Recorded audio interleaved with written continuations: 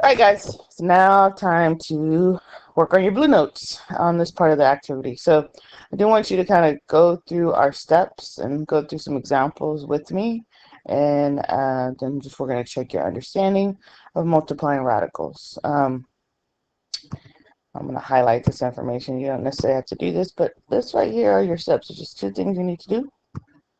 You have to multiply your coefficients and your radicands separately. And then it says simplify a radicand at the end. Simplifying is what we've been doing, using perfect square factors. To help you understand our steps, just a little phrase, inmates and outmates do not mix. When they're referring here is that your inmate would be your radicand. So whatever is underneath the radical gets multiplied together. Outmates would be your coefficient. Whatever is outside the radical would get multiplied together. So when I were to break this down, and even says it went through exactly what they did to get to the answer, is the work for this would be the 3 times the 4 outside the radical, and underneath the radical, the 2 times the 5. So do not mix what's outside to what's inside. You keep those separately, or keep them in their spot, I guess, in a sense. So when we look here, when we simplify this, obviously we can multiply what's outside together, and that's how we get our 12, because this right here you can multiply the 3 and the 4, and then we can multiply what's inside together, 2 and the 5, and get 10. So our final answer here is 12 root 10, because the 10 cannot be simplified anymore. So we're going to practice these steps and some more simplifying.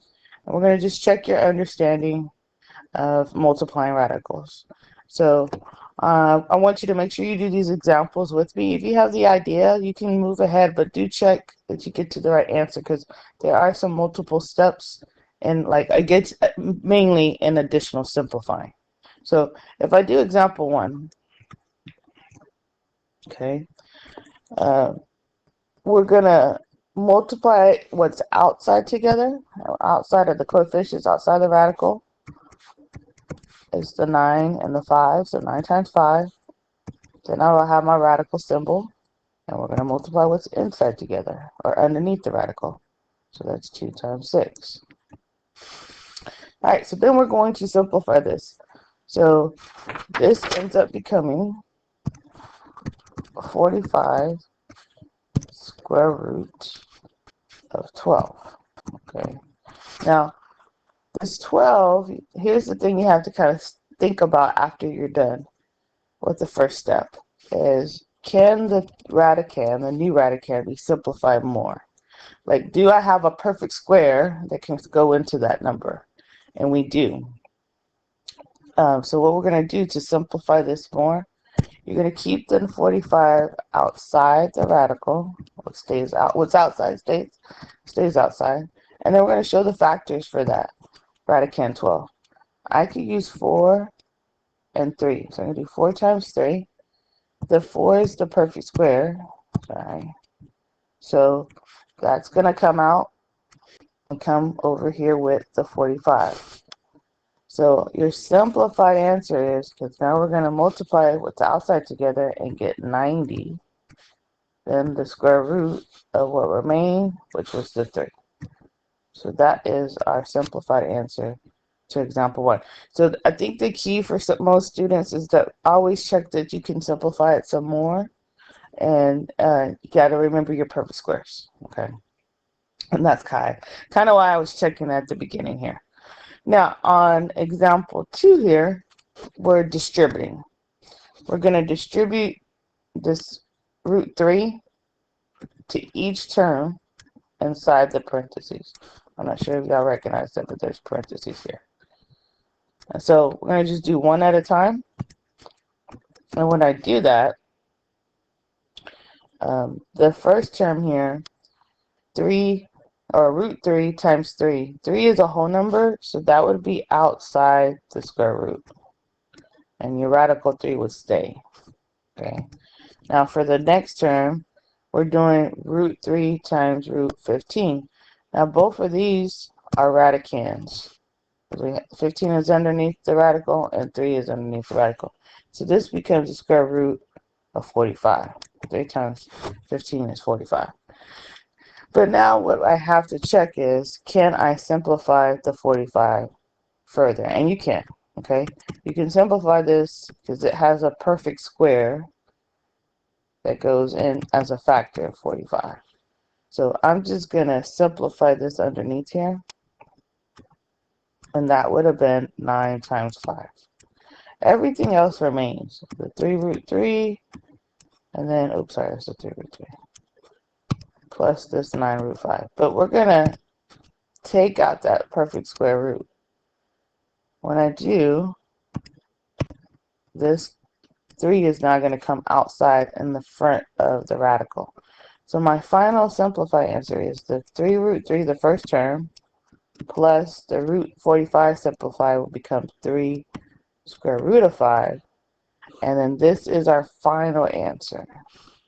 And the reason why this is our final answer is that you can only add radicals if the radicand, which is that number underneath the radical, is the same. It's basically like adding like terms, combining like terms. It's very similar to like in algebra, okay? If I was going to combine like terms in algebra, an example of that, let's say you had 2x plus 5x, okay? This would come out to be 7x. And what we did was the x are the same, so all we had to do was add the coefficient, okay? So if our radicand was the same, the number underneath, we would just add what's in front. The problem with this one is because we have two different numbers and underneath the radical symbol, this is kind of like saying 3x, the 3 root 3 plus 5y. I cannot add those. Those are not like terms. So if you have the same radical, then you can combine it. If it's different numbers, you cannot, okay? All right, so example 3 is very similar to example 2. It's just reverse distributing, excuse me. I put the coefficient on example 3 in the back versus in the front. So we're just still going to do the same thing. We're going to do root 2 times this first term, which is 2 root 6. And then we're going to do root 2 times the other term, which is root 12. So when I break this down, I'll just change my font real quick. If I go root 2 times root 12, those are both radicands. They're both inmates, so both inside the radical. So that becomes root 24.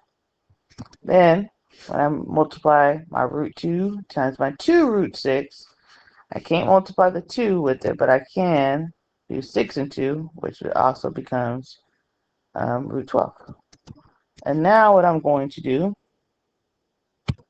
is I'm going to simplify the root 24 and root 12 because they do have perfect squares that go into those terms. Here, oops, sorry. Here, we have 2 times root 4. I'm not 2, sorry. 6 times root 4. And here we keep the 2 on the outside, and we have 4 times root 3. Our perfect squares that we're going to take out are the 4. So in the first one here, the 4 is gone, the 2 comes out in the front. In the second one, same thing, the 4 is gone, the 2 comes out in the front. And when I do that, whatever's outside gets multiplied together. I'm just going to come over here to the side. So my final answer would be 2 root 6 for the first term plus 4, because 2 times 2, root 3. And this is the final answer. I cannot add any further because if I look inside that radical, the inmates are not the same. Okay. All right, and then our last example 4 is just following our rule. Inmates and outmates don't mix. What's outside, gets multiplied together. So that would be 4 times 6. Those are the things outside the radical. And what's inside. No, I'm not saying you have to show the product like I'm doing here. you can go just straight into writing the result. So 24 root 18. And what you do need to do is recognize that this 18 can be simplified some more. So our 24, the coefficient, the number in front of the radical, is still going to stay in front of the radical.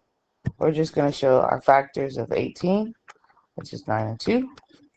And then we're going to take out the perfect square, which is the square root of 9 is 3. And that 3 is going to come on the outside of the radicals and get multiplied to this 24 that is already outside. So your final answer here is 72, square root of 2. Okay. So that's pretty much the rule that I kind of wanted to practice with you. We're going to check your understanding in class, especially on Monday, because we're going to talk about some of these. Now, I would go ahead and try these. Follow your rule. You could also use your calculator to check your understanding. There's multiple ways to do this, and I'll talk about simplifying before and simplify versus simplifying after. And that's one of the things that is shown on the Desmos activity. So there's multiple ways of getting to the correct answer. So I just don't want you to think that it's just one way. Answers can vary. Like I had some people say, oh, both underneath. So they said, oh, this comes out to root 16. And then, oh, that's a perfect square. So the final answer is 4, which it is. So that's simplifying after you multiply. And then I had other people say, oh, well, the square root of 4 is the perfect square. So that's 2. And that's also a perfect square. So really I'm doing 2 times 2, which is 4.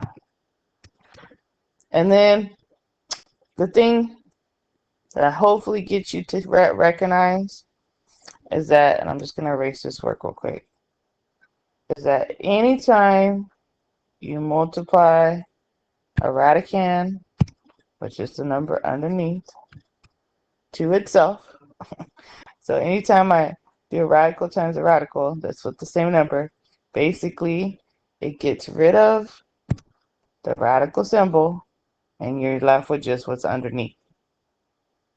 Now, I'm going to talk about number 2 real quick, and then I'm going to let you practice, or we can practice these some more on Monday. I do want to check your understanding when you finish the activity with some of these problems and some new problems. Now, number 2 here, you have the square root of 3 to the second power. What we have to remember what that means is you have 2 factors of root 3. So root 3 times root 3. And then I want to see if we can get to the answer. This is what I just talked about. If the radical is multiplied to itself, then your answer is just what's underneath the radical. So the answer, the radicand. So this answer is just 3. You are going to have whole number answers. Actually, I think it's like 3 or 4 of them on this check for understanding. So do you want you to try these? Take what we learned.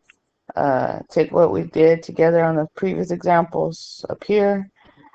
Remember your steps to get to an answer. All right, but make sure you simplify. So one more before I leave. Root 10 times root 8. They're both radicands. That's going to give me root 80. That can be simplified further. Sorry. So I want to find my highest perfect square. That gives me 80. And that would be 16 times 5. So 16 is the perfect square. I'm going to box that. Square root of 16 is 4. So that comes out. So my final answer here would be 4 root 5. So the key is making sure you simplify all the way down till you can't anymore. And mainly you can tell that you can't go any further is because the remaining number underneath the radical is a prime number or has a factor that is prime. That's kind of the clue, sorry. All right, thanks for doing this for me. Try to finish this and try to answer your remaining problems of that Decimals activity. Thanks.